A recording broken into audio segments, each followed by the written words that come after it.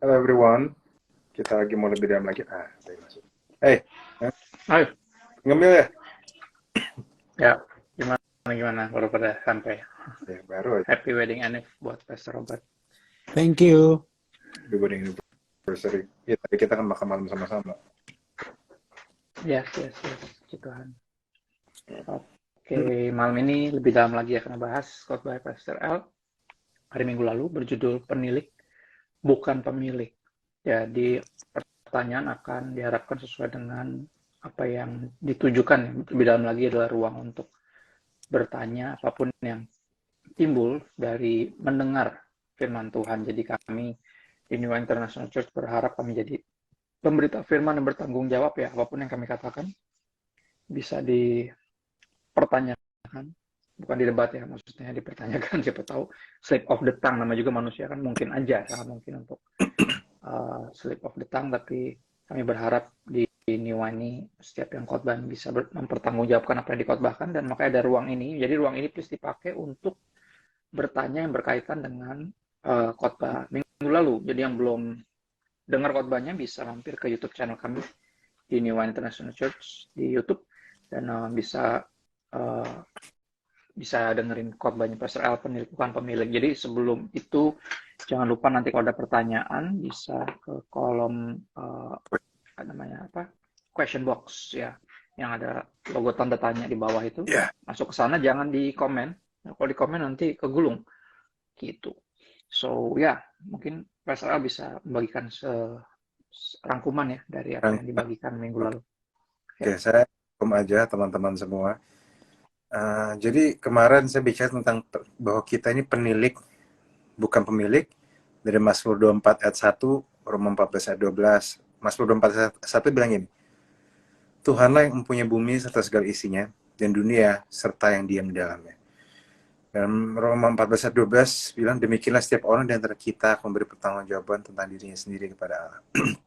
Ini menurut saya ini ada jelas banget, udah melukiskan bahwa posisi Tuhan itu seperti apa, dan kita itu seperti apa.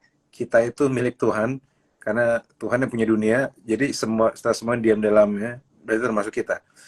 So, tapi kita juga satu sisi, walaupun kita bukan kita yang punya, tapi Tuhan kasih kita banyak kepercayaan. Tuhan sudah kerja membuat sesuatu, dan Tuhan mau kita mengelola yang Dia titipkan dengan baik.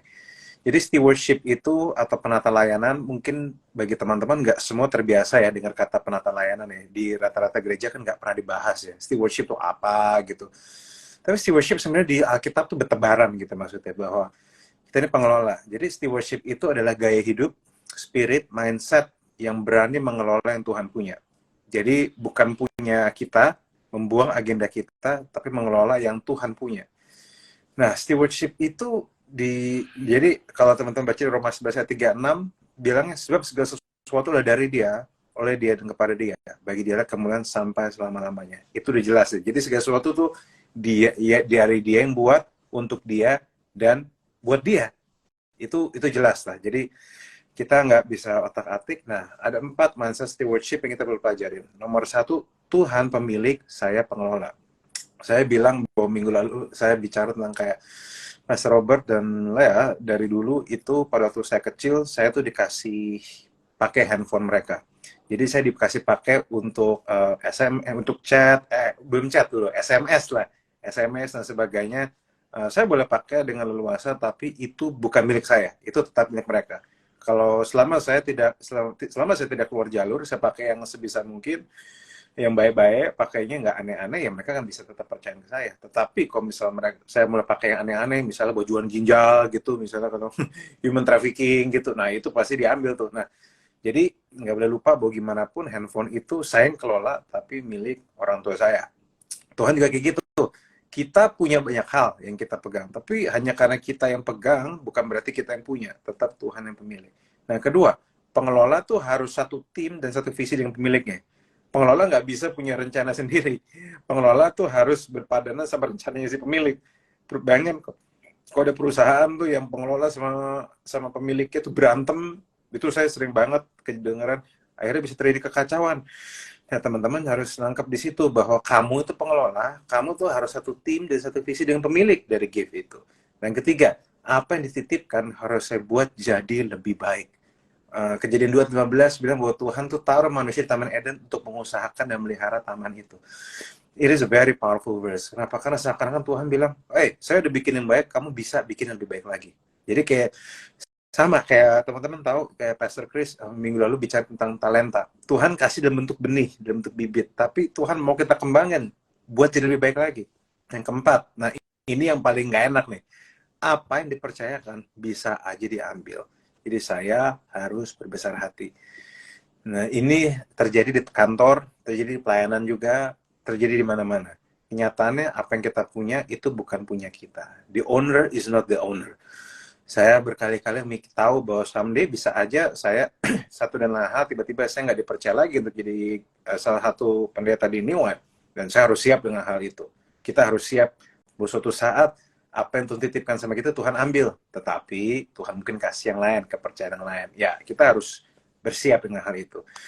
Nah, karena apa? Karena menurut saya ini yang saya pelajarin. Tuhan kan kepalanya, dan kita ekornya, kasarnya kita ngikut Tuhan. Dan menurut saya sampai kapanpun yang kepala harus jadi kepala, yang ekor harus jadi ekor menurut saya. Kita yang harus ngikut, karena saya bilang minggu lalu kemarin itu kalau misalnya ekor jadi kepala dan kepala jadi ekor akan terjadi distorsi dalam kehidupan yang berat banget. Contoh, badan saya itu saya lagi kena GERD, lagi pemulihan, lagi pengobatan. GERD itu terjadi karena asam lambung yang harus di lambung tiba-tiba naik ke tenggorokan. Dan itu membuat ada distorsi dan masalah di badan saya. Dan itu terjadi kalau yang harusnya di bawah jadi ke atas. Yang harusnya dipimpin jadi sok memimpin. Yang harusnya tuan malah jadi babu gitu. Itu akan jadi masalah. Nah, jadi justru untuk menghindarkan itu ya, yang biarlah yang tuan jadi tuan, yang pengelola jadi pengelola. Nah, ini yang teman-teman kita perlu pegang sama-sama. Nah, jadi itu yang kita perlu pegang. Makanya di One Church pun kita selalu berkembang, belajar untuk kita bisa mengelola apa yang Tuhan titipkan jauh lebih baik lagi. Nah, itu. Nah, dan apa namanya?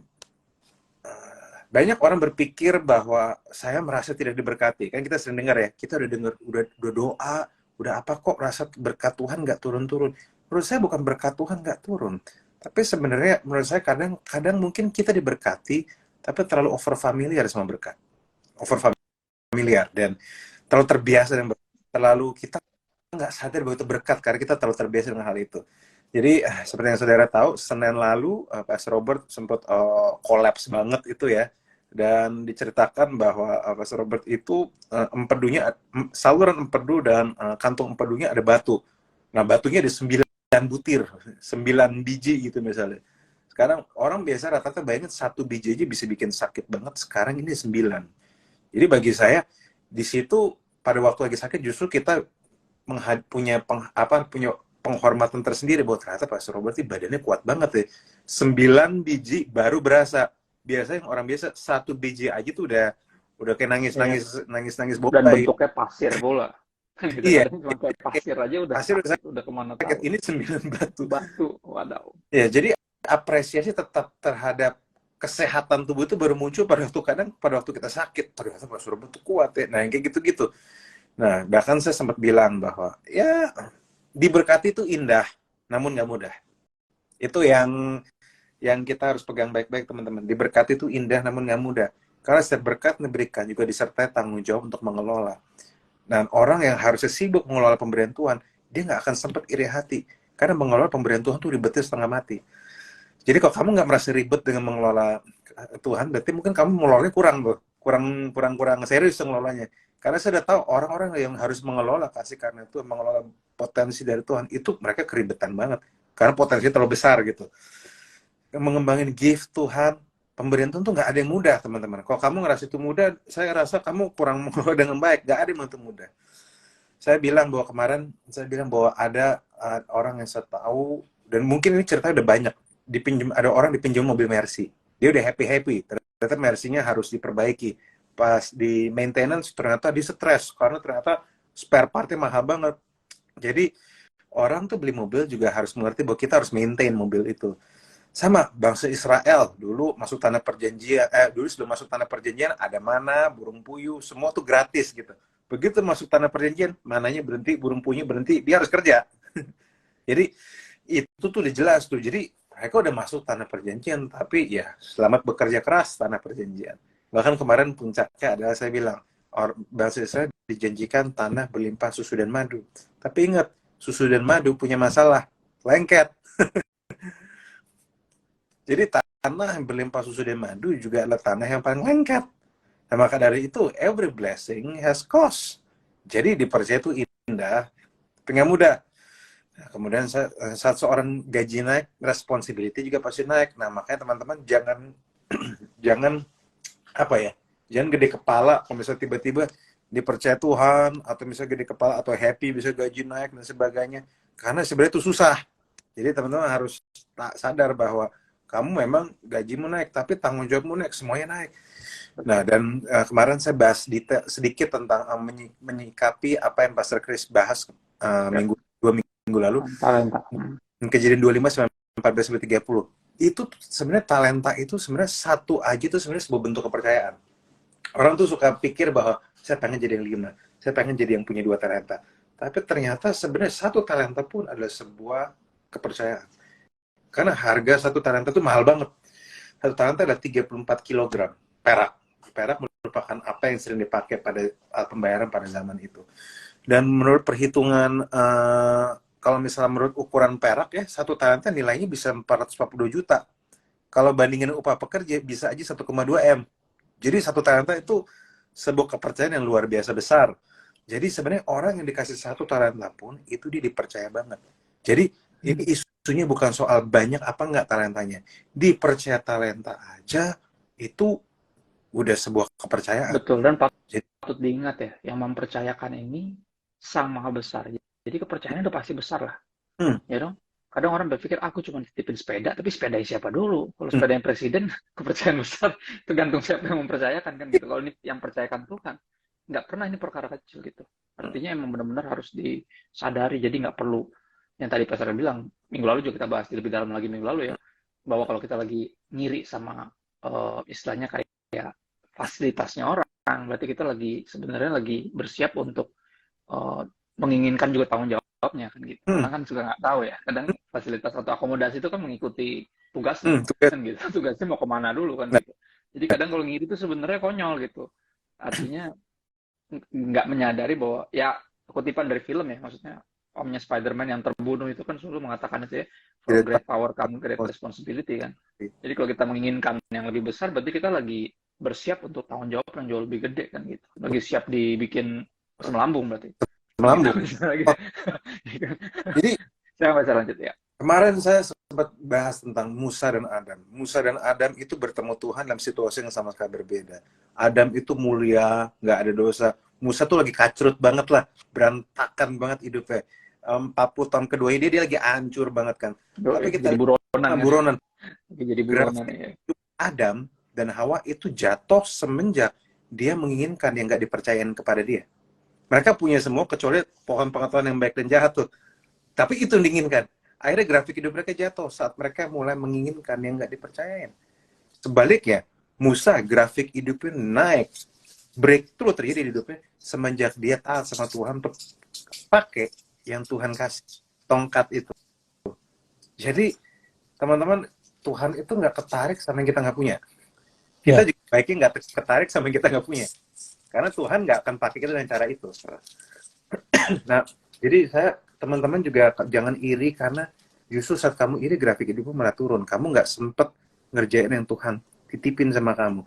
Jadi jangan sampai udah kayak Adam, udah posisi udah bagus banget, malah dia iri malah jadi jatuh. Sementara Musa cuma punya tongkat, kesannya jelek, kesannya sampah. Tapi kalau ternyata Tuhan yang kasih itu pasti bisa dipakai, teman-teman. Jadi jangan iri hati. Saya selalu bilang gini. Kemarin saya bilang, buat yang iri hati harus tahu mengelola berkat itu susah. Orang yang diberkati secara materi hidupnya susah. Saya tahu orang-orang kaya itu hidupnya ribet banget deh. Jadi memang kalau Rick Warren bilang, hold your blessings with an open hand. Peganglah berkatmu dengan terbuka. Oh bagus. Tangan terbuka. Iya. Jadi dan Pastor Chris kemarin 2 minggu lalu bilang, jadi yang dicari tuh yang tidak menyalahgunakan, tidak menyanyiakan, tidak membandingkan. Nah, perbandingan ini serius banget teman-teman. Jadi sebenarnya kalian harus tahu bahwa satu talenta itu sebenarnya konteksnya itu cukup untuk mengubah hidup seseorang. Yang kamu punya cukup. Jadi sebenarnya sekarang kalau dihitung ukuran Indonesia ya, kalau kita dapat satu talenta, itu kita bisa buka minimarket, bisa franchise minimarket. Nilainya segede itu. Bisa passive income kita. Jadi modal satu kehidupan berarti ya, modal kurang lebih ya. Kita itu dipercaya kehidupan betul, aja betul. benar-benar satu talenta kasarnya. Saya lagi ini ngelihat di TV ya, bagaimana seorang ibu cuma jualan ayam goreng. Ayam goreng aja, dia nggak jualan yang lain. Ayam goreng sama nasi, sambal. 400 ekor ayam sehari dia jualan. Dia nggak jualan yang lain, itu aja. Kadang-kadang kita suka terjebak dengan angka ya. Kita melihat satu aja, aduh saya nggak punya apa-apa, ini kan mesti macam-macam gini-gini. Padahal satu aja, kalau kita menyadari, kita menghargai, dan kita mengembangkan, wah itu besar sekali. Dibilang satu kehidupan tadi ya betul. Dan orang ini jualan itu bisa sampai menghidupi bukan cuma dia aja, dia, anak-anak, dan cucu-cucunya. Hanya cuma dengan jualan ayam, bayangin tuh. Iya, dan karyawan-karyawannya tentunya. Cuma ayam. Kadang orang ayam aja jualan. Cuma ayam. Dan bukan di kota besar loh, di kota kecil loh. Ya. Ya itulah. Pada akhirnya kalau menyadari kan lebih enak hidupnya. Kadang orang suka wah ya lo dia omset apa? Sehari udah 400 ekor ayam. Kadang kita suka ngiri. Padahal kalau nyabutin satu bulu ayam aja udah setengah mati. Nyabutin 400. Dengan mengelola karyawan segitu banyak. Iya. Kita suka ngiriin sesuatu yang kita suka ngiriin apa yang nggak seharusnya kita iriin gitu. Dan kayak apalagi kalau ini kita hidup di Jakarta ya, kota besar ya. Waduh, yang ukuran kesuksesan kan mereka bilang mobilnya lah, rumahnya lah, pakaiannya lah, diiriin itu. Jadi bukan ini jadi diiriin.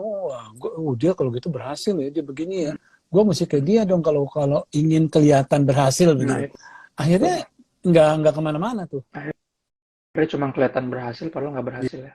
Iya, cuma kelihatannya aja. Kelihatannya parlente, padahal dikejar lagi utang kan. Seumur hidupnya nggak pernah bisa. Karena cicilannya nggak pernah habis. Nah itu dia. Terus tuh, pay later. Iya. Itu dia. Saya buka di 1 Petrus 4 ayat 10-11 ya, versi BMK. Kalian masing-masing sudah menerima pemberian-pemberian berbeda dari Allah. Sebab itu sebagai pengelola yang baik dari pemberian-pemberian Allah, hendaklah kalian menggunakan kemampuan itu untuk kepentingan bersama. Orang menyampaikan berita harus menyampaikan berita dari Allah. Orang yang melayani orang lain harus melayani ini dengan kekuatan dari Allah. Dalam segala hal Allah dapat diagungkan. Dia yang berkuasa dan patut diagungkan untuk selama-lamanya. Wow. Jadi justru gift kita itu to serve, untuk melayani. Justru gift kita bukan untuk cuma diam-diam aja. Gift ada yang harus dilatih supaya kita bisa main lebih baik lagi. Nah, masalahnya menurut saya, Pastor Robert, Pastor Chris, salah satu biggest problem generasi ini yang mungkin ada di milenial, Z dan juga Alpha adalah entitlement. Merasa berhak. We are the center of the universe. Kalau misalnya kita nggak setuju, kayak kesana suara kita harus didengar. Entitled adalah lawan yang lagi berat banget hari ini, karena merasa berhak, merasa ini. Padahal 1 Korintus 4:7 bilang, siapa yang menjadikan saudara lebih dari orang lain? Siapa yang bikin lu seakan lebih hebat dari yang lain? Lu merasa lebih entitled dari yang lain gitu. Lu itu merasa lebih berhak dari yang lain. Bukankah segala sesuatu saudara terima dari Allah? Jadi mengapa mau menyombongkan diri seolah-olah yang ada pada saudara itu bukan sesuatu yang diberi? Nah, padahal semua kita dapat semua pemberian. Iya, tapi saya kerja keras. Ya, saya mikir juga. Ya, yang kasih otak siapa? Nah, itu. Yang kayak gitu-gitu. Nah, yang bangunin pagi ini siapa? Nah, karena nih, banyak problem dan stres dimulai dari rasa kita memiliki. Merasa memiliki. Padahal kenyataannya kalau kita mati, kita nggak bawa apa-apa. Pas kita datang, kita nggak bawa apa-apa. Jadi, gimana ya? Memang kenyataannya kita nggak punya apa-apa. Jadi, harusnya kita mikir. Itu yang bikin kita jadi masalah. Jadi yang merasa memiliki semua justru malah akan kehilangan damai sejahtera. Itu nyakitin sih. Lu pikir dengan punya semua, lo akan punya damai. No, no, no. When you feel like you own everything, justru you lose it. Feel like you lose everything. Jadi, Wow. itu tuh. Jadi justru pada waktu kita merasa nggak punya apa-apa, pada waktu diambil ya udah diambil ya. Pekerjaan kita udah selesai, kita udah pensiun, oh ya udah memang this is not who I am maksudnya. Dan Kan nggak akan nyari pengakuan di tempat yang lain. Kadang spirit of entitlement itu kan tadi kan merasa berhak tuh ya berhak dihargain, mesti diakui, mesti dihormatin, yang gitu-gitu yang bikin hidup jadi lebih sulit sebenarnya. Iya. Begitu. Mesti duduk paling depan ya, yang ada namanya di kursinya. Kan di gereja kan biasa kayak gitu tuh. Kenapa Itu jadi lebih berat itu. Kita sih enggak ya. Nah itu, jadi kalau kita sadar bahwa kita ini pengelola, maka kita nggak takut kalau ada posisi yang diambil dari kita.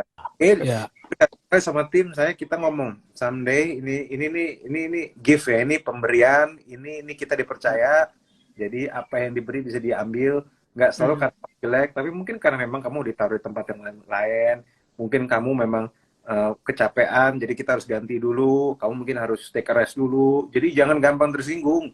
Ini kan betul. Bukan milik kita gitu maksudnya. Enggak, dan lagian itu sebenarnya lazim di tempat pekerjaan juga seringkali kalau posisi sudah mulai naik itu diputar-putar di beberapa tempat. Artinya harus dianggap secara positif bahwa saya akan belajar di tempat ini. Saya akan mempelajari tempat ini, yang ini, rotasi gitu. Jadi jangan dianggap negatif gitu. Iya, itu biasa lah maksudnya. Ya. Jadi, makanya akhir kata saya mendorong kita semua untuk jadi the steward of God's grace, menjadi pengelola dari kasih karunia. Saya kemarin bilang keselamatan itu adalah pemberian dari Tuhan untuk kita. Apa yang kita lakukan keselamatan itu adalah pemberian kita untuk Tuhan. Ya. Dan kita diterima Tuhan. Yes, kita diterima dengan sepenuh hati. Tapi kan Tuhan juga Tuhan yang mengasihi kita apa adanya, tapi tidak membiarkan kita ala kadar ya. Benar.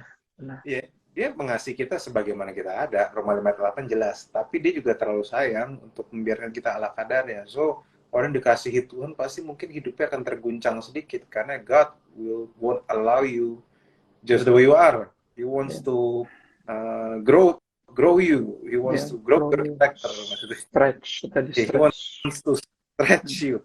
So, ya itu. Silakan. Teman-teman, itu aja sih. Jadi diterima bukan alasan kita tidak membangun diri. So, sekarang itu stewardship buat yang kita pelajarin. Teman-teman harus tahu bahwa ini stewardship ini adalah tema yang lahir dari sebuah pernyataan iman. Bahwa gini, stewardship artinya tata kelola, penata layanan, pengelolaan.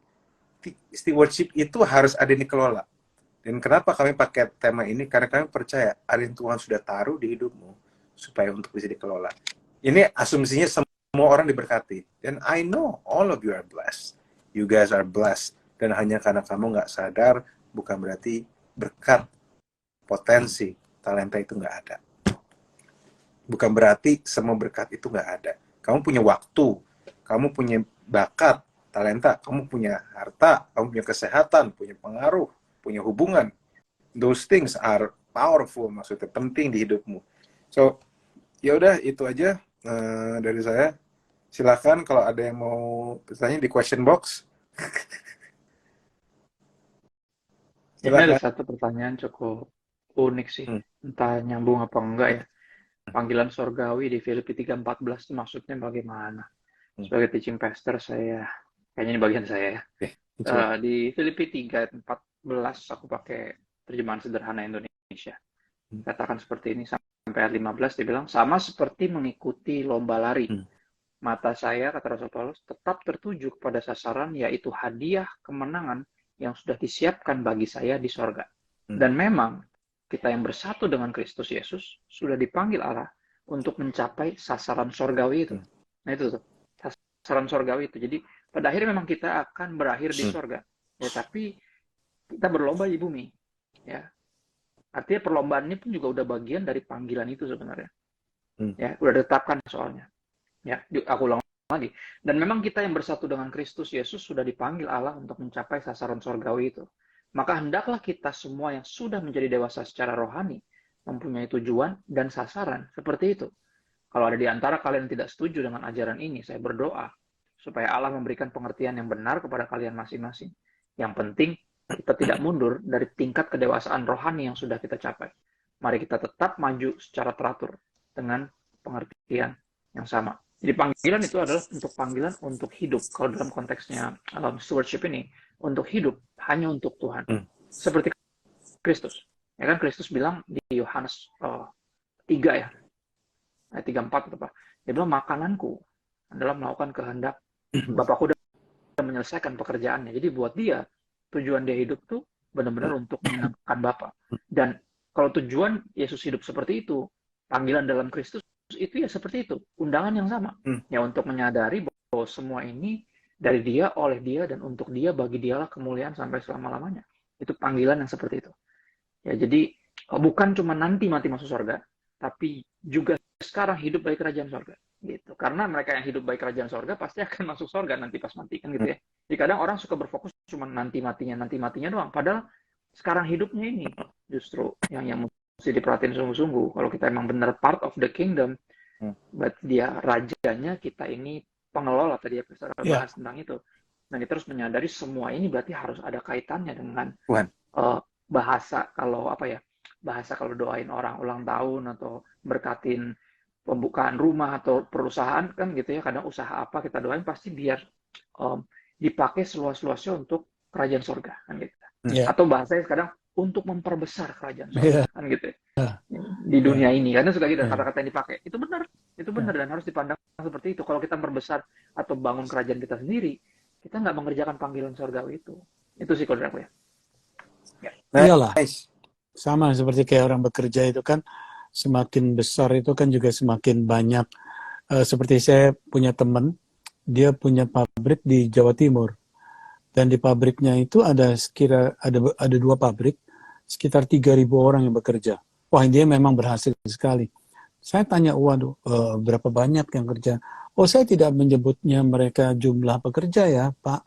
Saya menyebutnya jumlah penggembalaan saya. Yang saya gembalakan domba-dombanya ada 3.000 jiwa. Wah, luar biasa gitu. Tapi nyata memang dan dia usahanya diberkati. Ya. Diberkati itu harus dipandang sebagai dipercaya lebih besar sebenarnya. Percaya lebih betul. Dan itu harusnya kita bukan soal jumlah uang. Gimana malah kita kayak ada. Ya udah. Itu udah.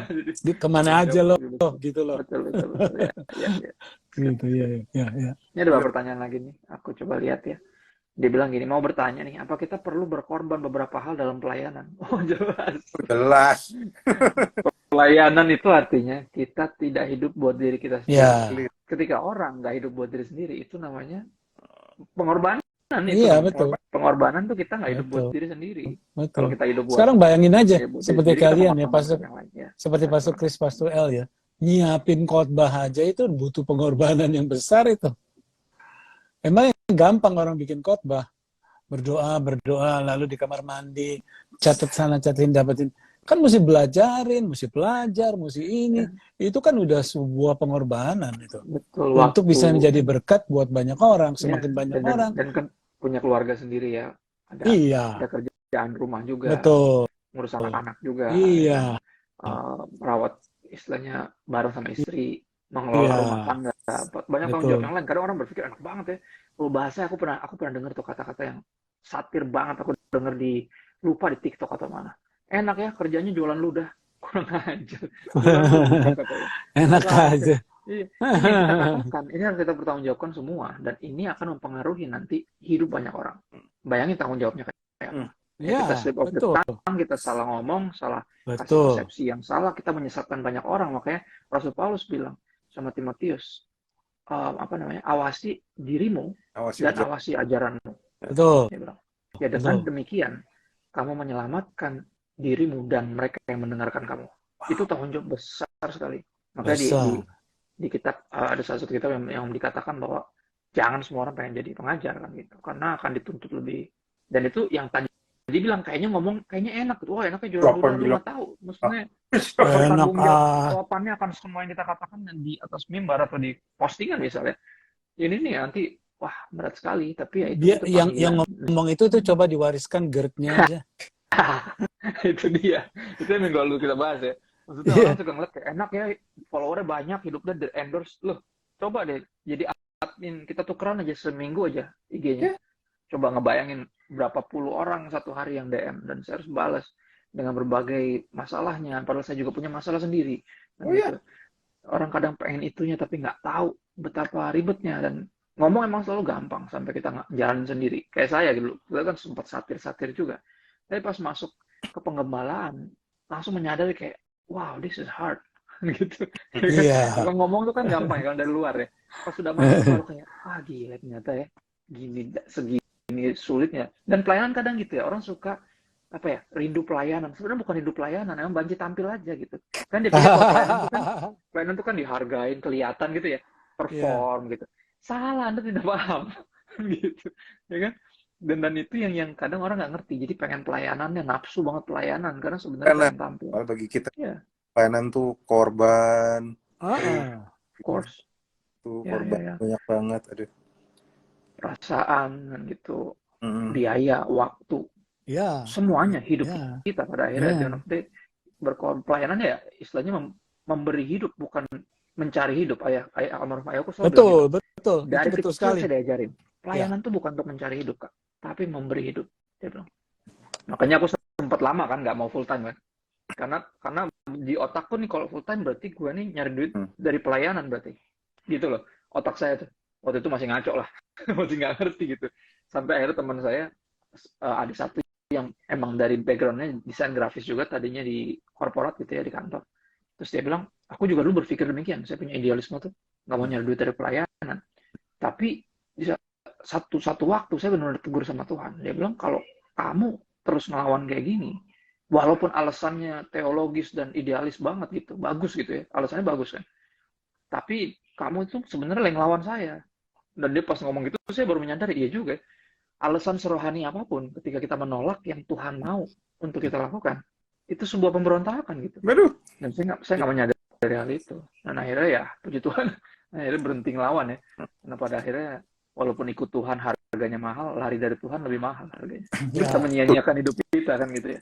Jadi pelayanan tentu saja melibatkan pengorbanan, tapi harus disepahami dan disadari semua, He is worth it. He is worth it. Itu aja udah. Kalau kita sadar bahwa dia itu layak, selesai perkara udah. Pengorbanan apapun yang mesti kita berikan dalam pelayanan, kita sadari bahwa ini so worth it, sangat-sangat Very worth it. banding, sangat-sangat layak. Very good. Ya. Good. Mari, ini masih ada banyak pertanyaan lagi nih. Ya, apakah masih berkaitan dengan pelayanan? Apakah kita boleh terus mempertahankan sebuah pelayanan di suatu tempat yang tidak membuat iman kita bertumbuh? Ya, roman-romannya. Tapi banyak faktor kenapa nggak bertumbuh ya. Bisa karena memang lingkungannya emang bermasalah, tapi bisa juga karena kita yang keras. Kita harus cek dulu. Menurut saya kita harus cek dulu apakah ada yang problem di hati kita. Karena kadang kalau misalnya ada tempat yang nggak bertumbuh, tempat lagi masalah, bisa aja Tuhan taruh kita di situ untuk jadi jawaban. Bisa loh. Sangat mungkin. Bisa loh. Jadi dan bisa juga buat belajar juga pada akhirnya untuk melihat ada panggilan di situ. Kadang gitu ya. Maksudnya aku dari dulu aku punya ayah yang dari dulu tuh kan dia punya, istilahnya ayahnya tuh kan punya gereja. Terus itu juga pastori, artinya rumah kita, dan diwariskan ke dia sebenarnya, ke papa. Cuman dia tahu callingnya dia tuh untuk ngajar di sekolah Alkitab. Dia tinggalin lah tuh di kotanya dia, dipercayain ke orang lain kan gitu. Padahal itu secara warisan dalam tanda kutip ya, itu punyanya dia. Cuman dia percayain ke orang lain karena saya nggak terpanggil untuk ini gitu. Dia ikutin panggilan Tuhan ngajar. Dan di sepanjang ngajar di Jakarta, Tuhan percayain untuk membantu ya. Atau beberapa gereja dalam artinya bukan saat yang bersamaan ya, di musim-musim tertentu. Dan ketika bantuin gereja itu, masuk di pastoral, di salah satu tim gembala gitu ya, selalu ketika gembalanya meninggal tuh pasti papa yang dipercaya. Padahal masih banyak yang lain yang udah lebih dulu udah di situ dan segala macam. Papa terus yang dipercayain. Jadi dia dipercayakan untuk juga mengembalakan gitu. Dan dia selalu mengajarkan saya untuk untuk melihat bahwa gini, aku selalu nanya, Papa nggak tertarik bikin gereja sendiri? Maksudnya aku nanya gitu ya. Terus dia bilang, kalau Tuhan nggak suruh, ya kita nggak lakukan itu. Itu lagian gereja tuh udah terlalu banyak menurut Papa ya. Memang kurang berfungsi. Dia bilang. Jadi mending kita ya sebagai pelayan Tuhan tidak hadir untuk ya tadi PSL bilang jadi jawaban bahasanya. Kalau kita bilang kita here to serve kan kita. Ya, we are here to serve. Apa yang bisa kita bantu? Apa yang bisa kita bantu untuk kembangkan? Apa yang kita bisa bantu untuk beresin? Walaupun kita percaya bukan kita yang bisa beresin, tapi kehadiran kita ini harus jadi berkat dalam artian itu. Nah makanya pelayanan ini ya, kata-kata ini agak tricky. Dia bilang gimana kita pelayanan tapi di tempat yang sama iman kita nggak bertumbuh. Nah, patokan iman nggak bertumbuhnya ini apa? Ya, patokannya itu apa? Statement itu. Ya kurang dijabarkan. Nah mungkin bisa DM sih nanti ngobrol lebih lanjut lah. Karena patokan iman bertumbuh ini bisa sangat rancu. Kadang cuma perasaan doang. Ya, kadang perasaan. Padahal enggak juga. Ya. Nah itu tuh makanya mungkin mesti elaborate sih, mesti dijelasin lebih lanjut. Jadi aku undang nanti yang itu DM. Malam ini ada slot khusus untuk Anda. Gitu. Nggak ada saya harus syuting bentar, tapi ya sebisa mungkin lah. Kita lihat yang lain. Bagaimana kita bisa membedakan mana pelayanan yang comfort zone dan mana yang tidak? Maksudnya apa? Gimana ya? Iya makanya ini juga mesti dielaborate. Kayaknya nanya sama nih. Nih ntar dielaborate aja deh, kita DM aja langsung. Kita agak bingung. Karena kurang spesifik. Jika jemaat undur dan membentuk komunitas baru, bagaimana sikap menjadi jemaat yang tetap bertahan? Gitu ya. Jika ada jemaat undur membentuk komunitas baru, bagaimana sikap menjadi jemaat yang tetap nggak mundur? Nah gitu. Bagaimana bersikap jadi jemaat yang nggak mundur ya? Kalau emang nggak mundur ya tetap aja di situ. Dan nggak usah kepoin yang mundur. Kalau buat saya sih gitu ya. Akhirnya kalau ada yang mundur terus dia bikin sendiri, bukan urusan kita. Apalagi kita dipanggil untuk tetap stay di situ. Kalau kita jadi mudek-mudek ke sono, nanti akhirnya jadi membandingkan, jadi akhirnya malah ketarik juga, pergi juga, padahal dipanggilnya untuk stay. Kan gitu. Kita kan keluar atau masuk, pindah, itu utamanya pasti karena panggilan Tuhan. Betul. Karena panggilan untuk melayani, bukan karena nggak nyaman atau tadi bahasa Kristennya, aduh saya nggak merasa bertumbuh di sini. Apa artinya? Gitu. Atau visinya beda. Nah itu padahal tadi pertanyaannya barusan ada comfort zone sendiri yang udah mulai terganggu karena mungkin ada perubahan, ada rotasi ya bahasa gitu ya, ada rotasi atau ada new seasons kan punya challenges yang berbeda dan kadang kenyamanan kita mungkin udah mulai terusik sehingga itu yang terjadi. Tapi kalau kamu stay, kalau saranku tetap sederhana, nggak usah kepoin yang pindah. Iya, betul. Usah, Anda terpanggil untuk stick di panggilan itu gitu. Itu sih paling. Dan jangan juga nggak pindah gara-gara nggak enak kan gitu. Ini pasarnya paling seneng kalau ngomongin ini. Budaya nggak enakan tuh mesti diminggirin kan, ini kan urusan kita sama Tuhan ya. Bukan masalah enak apa tuh nggak enak gitu. Jangan sampai kita stay karena aduh nggak enak nih gue, yang lainnya pada pindah tapi gue stay lah, nggak enak sama Pastor Kristo. Ya nggak gitu bentuknya. Nggak enak. Jangan nggak enak tuh bener-bener, nggak enakan tuh bener-bener nggak enak. Nggak enak buat semuanya, buat dirimu juga, buat orang yang di situ juga ngeliatnya juga kayak canggung. Bro, kalau emang udah nggak bisa ikut, nggak usah dipaksain bro, kan gitu. Kalau gitu ya. Untuk para Blessed Brothers ya. It's okay, nggak apa-apa lo. Jangan sampai lo ikut ini gara-gara nggak enak sama gue. Lo ikut ini karena lo bener-bener tahu lo perlu Tuhan dan lo perlu komunitas ini kan gitu. Itu sih paling. Dari nice. Ada beberapa pertanyaan. Kita cari nyambung ya. Ya. Ini interesting nih pertanyaan. Ini yang paling bawah nih lucu nih. Pastor mau tanya, pekerjaan saya banyak waktu luang. Saya merasa gaji saya terima terlalu banyak untuk hasil kerja saya sehingga saya militan tentang pekerjaan pasien termasuk kesombongan diri. Bos, gaji saya kayak kebanyakan nih. Saya kebanyakan waktu nongkrong, waktu luangnya. Boleh ditambahin nggak job desk-nya? Dahsyat. Ini karyawati idaman ini sebenarnya. Please dan kirim ya. Kayaknya mesti mulai. Wow, dahsyat banget ya. Gimana ya, dibilang kesombongan ya mungkin kapasitas kita udah diperbesar tapi mungkin kepercayaannya masih itu aja kali. Kadang bisa jadi demikian dan itu bisa jadi ruang untuk ya saatnya kita mulai being a helpful person, bantuin yang lain ya.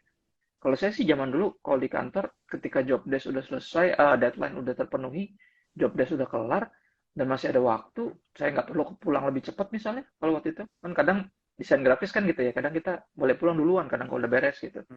Cuma kadang aku pikir masih jam 4 gitu, pasti aku kan mulai keliling dan nyari yang lain yang bisa aku bantu, teman-temanku sendiri aja, yang kadang di tim juga, walaupun itu job desk dia, emang tanggung jawab dia, cuman waktu luang itu lebih baik kita pakai untuk being a helpful person. Kalau gaji kebanyakan, waduh mungkin bisa diarahkan ke nomor rekening di bawah ini ya. Kita juga kalau gaji kebanyakan ini agak unik. santunan. Kayaknya gaji saya terlalu besar untuk kerjaan seperti ini kan, kayak jarang ya orang menyadari hal itu. Bisa jadi kesombongan, I don't know. Tapi ya unik juga sih. Kalau kelebihan aku rasa ya memang pada akhirnya harus Kita yang tahu, dibagi ya. kita yang Iya, pengen tahu itu sombong apa enggak, kita juga benar, bingung. benar. Pada akhirnya nggak perlu dinilai juga. Ketika kita menilai juga bisa jadi kerap kali jadi sebuah kesombongan tersendiri juga. Jadi buat aku kalau waktu terlalu banyak lowong, ya kita bantu yang lain. Dan kalau uang terlalu banyak, gaji kegedean, ini bantuin yang lain. Idenya sederhana kok. Dijalankan kan, kalau bahasanya Talenta tuh dijalankan gitu. Jangan sampai ngejegrek gitu di kita gitu. Baik waktu maupun gaji yang kelebihan tadi. Sekali lagi bisa diarahkan ke nomor rekening ya di bawah ini. Alright, seru-seru nih pertanyaannya. Lucu-lucu kok. Iya. Tadi ada yang mana ya? Ini nggak nyambung. Yang nggak nyambung, ntar dulu ya teman-teman ya. Kita sebisa mungkin konekin ke tema nih. Si penilik bukan pemilik. Nah ini, sebagai pemilik kehidupan, kenapa saya merasa semakin dekat dengan Tuhan, semakin banyak ujiannya? Menarik. Karena idenya gini, kayak naik pohon lah ya. Kalau dibawa naik itu kan makin kencang angin ya. Dasarnya kan idenya gitu ya. Istilahnya ketika kita makin dekat sama Tuhan, tentunya ada yang makin nggak senang kan. Setan pasti akan makin nggak senang. Ya kerap kali bisa jadi bukan ujian tapi serangan. Bisa jadi. Ya kadang kita ngerasa ini ujian, tapi bisa jadi itu serangan. Tapi dua-duanya sama. Artinya menandakan kita ini lagi dibawa sama Tuhan ke bahasa karismatik itu next level kan gitu. Next level pasti kalau main game kita tahu ya. Kalau level makin gede, rajanya makin susah dikalahin gitu. Dan itu emang selalu nyambung sih. Dibawa ke level sama Tuhan yang lebih intim sama Tuhan, lebih dekat, pasti setan lebih nggak suka. Ujian nih justru makin susah, soalnya kayak kita naik kelas aja, makin lama kan makin susah pelajarannya. Cuman kita kan juga expanded kan, kita kan diperbesar kapasitasnya dan kepercayaannya, dan ya keintiman dengan Tuhan tadi kayaknya suatu yang sangat masuk akal sih. Kalau saya bilangnya, kalau kita udah mulai jalan di jalannya Tuhan, kita lawan arah sama dunia gitu. Dan memang kita juga harus hapuskan pemikiran bahwa kalau ikut Tuhan semua pasti gampang ya. Nah itu dia tuh. Itu karena nggak pernah ada ya, kita nggak ketemu ya. Gue ikut Tuhan, makin serius melayani Tuhan malah ger. Ya kan, ya itu emang nggak makin mudah. Maksudnya hidup aja tuh kita menyadari makin umur, makin tahun gitu ya, kadang makin sulit gitu. Cuman kepercayaan juga makin besar, dan itu memang selalu seperti itu rasanya. Ujian itu kan tujuannya selalu untuk naik kelas ya, dan emang itu yang akan dilakukan bukan karena Tuhan nggak percaya sama kita, emang kita nggak bisa dipercaya juga sih, di other hand gitu. Cuman ujian ini menandakan bahwa memang selalu ada, berarti masih ada level yang lebih tinggi nih yang memang Tuhan lagi membawa ke atas. Ada pertanyaan jujur ya dari orang yang bilang gini, kira-kira kita terus berhenti di proses Tuhan untuk kapan gitu? Karena kayaknya dalam banyak hal nih saya udah bahas tuh udah oke gitu, hati udah lurus, motivasi juga udah nggak aneh-aneh, udah nggak ada modus dan segala macam, udah nggak ada berhala di hati saya, semuanya kayak udah diminggirin, saya ada pelayanan. Saya bilang selama kita masih hidup, pasti akan ada. Sebelum datang, berarti masih ada level yang lebih tinggi lagi. Justru kalau orang merasa oke, justru kayak dia nggak oke, kayak itu yang bahaya. Terus Paulus juga bilang gitu kan, jangan sampai orang yang berpikir dia mengira dia berdiri, malah itu yang malah gampang banget jatuh justru. Jadi ujian itu emang, ya itu buang mentalitas itu, makin ikut Tuhan semua jadi gampang, itu nggak ada. Itu ajaran dari mana tahu juga, bingung ya. Lihat lagi.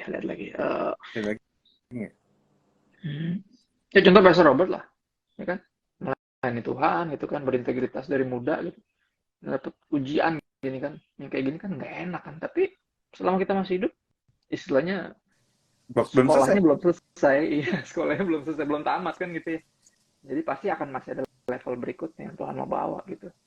Kita selalu excited for that ya, maksudnya ketika ujian diberikan nih, ketika kita berhasil melaluinya nih pasti ada something Untuk bigger. teman-teman ya, tolong questionnya dimasukin di question box. Ini jalan terus nih dari tadi, ini ada beberapa Iya, pertanyaan. ada yang nanyanya di situ. Jangan di kolom Jangan komen di ya, question teman-teman, box. nggak kelihatan. Nggak kelihatan.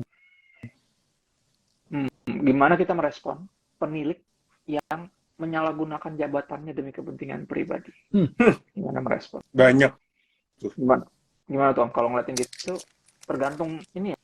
Kalau aku pribadi tergantung kita punya kapasitas nggak untuk menegur dia, dalam artian kan nggak selalu bisa langsung tiba-tiba kayak nggak boleh lo gitu. Kayak awkward juga. Maksudnya kalau kita punya akses untuk menegur empat mata, aku rasa sangat baik ditegur empat mata. Iya. Tapi lihat juga, maksudnya kalau kita karyawan di bawah tiba-tiba mesti negur manajer CEO, kayak kejauhan ya. Iya. Kita ngomong sama manajer aja dulu gitu loh. Ya, lihat ikutin hierarkinya aja dulu. Kalau kita anak komsel, ngeliat mungkin gembala kita, ya jangan langsung, Pak, saya mau ngomong sesuatu, Pak. Siapa lu? Nggak gitu bentuknya. Ngomongnya dulu sama ketua komselnya dulu. Ketua komsel ngomong sama gembala, misalnya tim gembalanya dulu, untuk karena itu kan kita lewatin itu. Bukan artinya sok-sok ribet ya, bukan. Cuman jadi lebih efektif teguran kita, karena soalnya kadang bisa begitu. Orang kadang suka kayak random aja gitu, melihat sesuatu yang kayak gitu dan langsung mental gitu, dan akhirnya teguran kita mental sendiri. Bukan berarti leaders itu anti ditegur ya. Cuman kadang bisa jadi yang kita lihat itu tidak seperti yang kita lihat kan. Kadang penyalahgunaan jabatan kepentingan pribadi itu mesti sungguh-sungguh diselidiki, enggak. Iya apa enggak gitu. Nah itu ya, belum tentu. Bisa juga jadi bukti. itu Menurut jadi benar. jangan cuma teman saya ngomong begini karena teman saya kata temannya lagi ngomong begitu. Soal gitu jangan didengerin lah. Ya. Atau bahkan kadang kita melihat sesuatu yang dari sudut pandang yang berbeda. Pas tahu ternyata ini bukan kepentingan pribadi ternyata. Ternyata ini emang ya kadang makanya coba di pendekatan yang lebih Kristen ya, empat mata gitu, nggak tiba-tiba langsung difoto terus diposting kan gitu ya. Gitu konsepnya. Ya. Oke. Terus tegur sih pasti ya, menegur itu kan Yesus yang perintahinnya. Jika engkau melihat saudara berbuat dosa, ya tegurnya, tapi benar-benar bukan yang gimana empat mata yang normal, yang pakai ikutin inilah alur yang istilahnya pakai pendekatan sosial yang baik ya. Oke, kita lanjut. Masih ada beberapa sih. Kalau misalnya nggak nyampe jam nggak apa-apa juga sih. Coba kita lihat. Masih ada lagi. Rata-rata sih udah sih. Ya, salah nggak jika tetap bersikukuh memilih tempat pelayanan. Stick di tempat itu untuk pelayanan. Nggak salah sih. Nggak salah. Pelayanan sih nggak pernah salah menurut saya. Yang penting motivasinya sih. Tetap stay-nya di sana, bersikukuhnya kenapa ini kan mesti jelas. Biar alasannya itu Tuhan. Itu aja dulu. Ya kan? Karena dari dia, oleh dia, untuk dia, dan bagi dia. Selain alasannya Tuhan, bahkan pelayanan pun jadi sesuatu yang sebuah rebellion gitu. Bisa jadi loh. Dan itu yang makanya pentingnya untuk menguji hati kita ya pada akhirnya. Kayak lagu itu kan, selidiki aku itu. Itu penting banget tuh. Oh, sedikit-sedikit aku ya. Sedikit-sedikit aku. Sedikit-sedikit aku. Dianya kapan gitu. Itu udah terlalu banyak dikerjain tuh. Gitu. Kita di mana sekarang? Ada grup WA, Telegram yang boleh gabung buat sharing. Nggak ada. Kita ini di sini rata-rata bisa di reach lewat direct message ya. Paling kalau mau sharing lewat situ. Kalau WA tentunya personal, dan kalau mau masuk lebih dalam ya jadi jemaat ya. Itu umum lah ya. Jadi jemaat, masuk di komsel.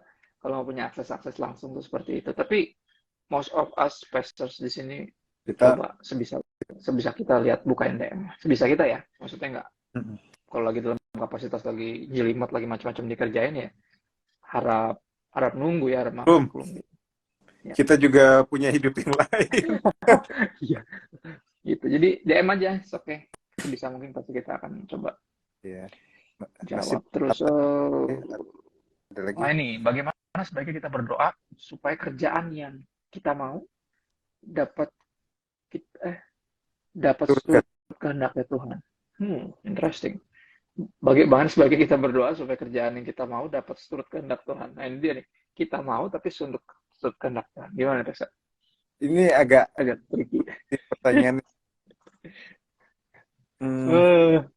Sederhana gini ya. Kita baca Alkitab itu salah satunya adalah menyelaraskan hati kita dengan hatinya Tuhan. Idenya gini. Di Yohanes 15, Tuhan Yesus bilang, jika engkau dalam aku dan firmanku dalam kamu, minta apa saja. Ya kan? Aku akan berikannya kepadamu. Kenapa dibilang gitu? Karena ketika kita dalam Tuhan dan Tuhan dalam kita, kerinduannya itu kerinduan kita juga. Makanya yang kita minta itu nyambung sama yang dia mau. Gitu. Ya dong? Kalau yang kita mau berlawanan sama kehendak Tuhan, ya mau berdoa sampai sampai puasa 40 hari 40 malam dan meraja-raja tubuh juga nggak ada gunanya. Itu kan berlawanan sama kehendak Tuhan. Jadi gimana caranya kita tuh benar-benar punya hubungan yang benar gitu sama Tuhan ya, dipenuhi doa dan kita bertanya, lebih tepatnya mending kita berdoa begini tuh, Bapak, saya pengennya ini sebenarnya, tapi jangan kehendakku yang jadi melainkan kehendakmu, kan gitu. Yesus kan berdoa gitu, jikalau boleh cawan ini lalu, tapi jadilah kehendakmu. Kalau emang saya harus minum gitu. Itu cara berdoa yang benar sebenarnya. Apapun kondisinya, bukan cuma pekerjaan yang kita inginkan atau suatu benda yang lain, tapi dalam segala perkara pada akhirnya habis berdoa saya selalu selipkan kalimat itu, tapi jadilah kehendakmu bukan kehendakku. That's it. Karena itu Yeah, that's the best. Yeah, that's the best. Ada yang nanya, ada yang ngomong, ngerasa udah dikalahin oleh dunia. Nah, itu perasaanmu doang. Masih hidup berarti Tuhan masih kasih kesempatan. Kalau kemarin kalah, hari ini jangan sampai. Hari ini bisa berjuang dan nggak perlu. Hari ini bisa kok. Ya udah kayak namanya kalah biasa, tapi ya ntar apakah terus ya bisa maju kok, bisa menang kok. Betul. Kan belum finish, masih lari. Iya, masih perjuangan masih jauh. Gloomy amat sih pertanyaannya. Ngerasa udah kalahin dunia. Emang dunia kenapa? Ketika seluruh badan sakit, ini loh. Ketika seluruh badan sakit, bukan berarti kita kalah. Ketika seluruh badan udah nggak bisa bergerak, nah itu baru. Ketika seluruh badan cuma sakit, ya cuma sakit lah. Bisa gerak. Minum obat, bisa gerak. Masih bisa mandi, masih bisa ini. It's okay. Jadi nggak mewakili gitu. Jadi ketika merasa kalah, jangan didengerin tuh. Artinya kalau baru sedikit-sedikit merasa ini udahlah. Itu kan biasa dalam hidup. Iya. Apa ya, naik turun kehidupan tuh biasa kok. Dan ini yang saya pelajarin, failure is an event, not a person. Nah, berarti ya memang kita gagal itu memang ada, kita bisa aja punya event-event gagal, ada gagal sekali-sekali, tapi tidak mendefinisi siapa kita. Itu failure is an event, not a person. Saya berkali-kali ngingetin diri kita, dan kita harus ngingetin diri kita kayak gitu juga. Orang gagal itu biasa, nggak ada yang nggak pernah gagal. Tapi masalah kita harus tahu bahwa failing doesn't mean you are a failure. Kamu tuh gagal berarti kamu pecundang, itu dua hal berbeda. Pecundang itu kalau kamu menyerah, habis, udah mati gitu, dan kamu merasa nggak bisa bangkit lagi, dan kamu benar-benar udah gitulah. Cuma maksudnya kalau cuma kalah, jatuh, masih bisa bangun, kita belum bisa taruh diri kita bahwa kita ini pecundang. Enggak, masih jauh. Orang tuh pemenang pun bisa kalah kok. Namanya orang berjuang itu susah memang. Bisa dimengerti kok, tapi jangan tiba-tiba ngerasa udah kalah, ngerasa ini, apalagi ngerasa lagi. Baru ngerasa. Perasaan tuh mudah. Perasaan doang bisa jadi. Iya, gimana ya? Kalau soal perasaan tuh susah gini, karena siapa tahu kamu yang nulis ini perempuan ya. Siapa tahu kamu tuh lagi dapat kali, jangan-jangan sebenarnya.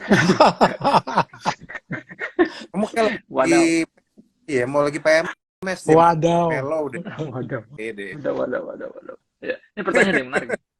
Dia bilang di 1 Timotius 3, syarat penilik jemaat kriterianya jelas banget. Zaman sekarang arti penilik jemaat itu apa? Gini, coba cari terjemahan bahasa Indonesia yang lebih sederhana.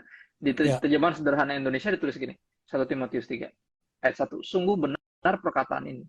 Menjadi pemimpin jemaat adalah sebuah tanggung jawab yang mulia. Itu arti penilik jemaat. Pemimpin jemaat. Jadi kalau bisa dibilang gembala dan timnya, pastoral namanya. Yang menggembalakan. Itu namanya penilik jemaat. Ya, karena kan dipercayakan jemaat nih. Ya, satu keluarga atau kadang cuma satu orang. Berapa keluarga atau bahkan berapa ribu jiwa kan itu benar-benar harus digembalakan. Nah, gembala dan tim penggembalaannya itu yang disebut yang dikatakan di 1 Timotius 3 itu. Ya, pemimpin jemaat bahasanya.